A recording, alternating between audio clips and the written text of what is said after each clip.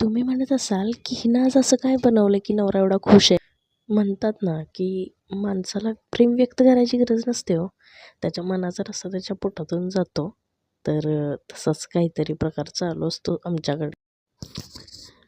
तर आज आपण बनवणार आहोत भिजवलेल्या डाळीची भजे. तर यासाठी 2 कप चणा डाळ घेतली आहे आणि बाकीचं साहित्य मी इथं मेन्शन पण केलं आहे आणि स्क्रीनवरती पण दिसतंय. तर त्या प्रकारे तुम्ही साहित्य घ्या. तर आता आपण घेणार आहोत भिजवलेली डाळ, त्यामध्ये मिरची, अद्रक आणि लसूण त्याची फाईन पेस्ट करून घ्यायची. त्याची कन्सिस्टन्सी बघा अशी असली पाहिजे, जास्त जाड नाही, जास्त पातळ नाही. आता त्यामध्ये टाकली आपण हळद. आता त्याच्यानंतर टाकणार आहोत आपण ओवा, जो की असा चोळून टाकायचा, त्याचा स्वाद उतरतो. आणि याच्यानंतर जाणार आपला कढीपत्ता. तर सगळेजण मला विचारतात की कढीपत्ता का टाकते. ॲक्च्युली डोळ्यासाठी, केसासाठी चांगला असतो. आपण रोज खात नाही, तर असं जेवणामध्ये थोडं थोडं टाकायचं. चव पण वाढते आणि शरीराला आवश्यक असे आपल्या गोष्टीसुद्धा भेटतात.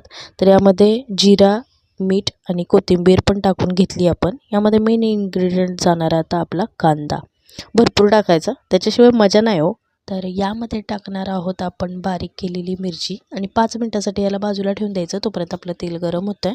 तर बघू शकता तेल गरम झालं. आता हे एकदम छोटे छोटे साईजमध्ये तेलामध्ये टाकून द्यायचं मिश्रण आणि याला असं तळून घ्यायचं मस्त.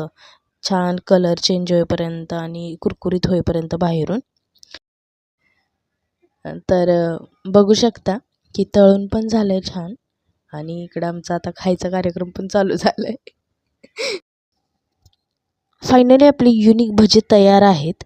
तर खरंच एकदा अशा प्रकारे करून बघा. खरंच खूप छान लागतात आणि अशाच क्विक रेसिपीसाठी फॉलो करा तर कोझी काउंटरला. थँक्यू.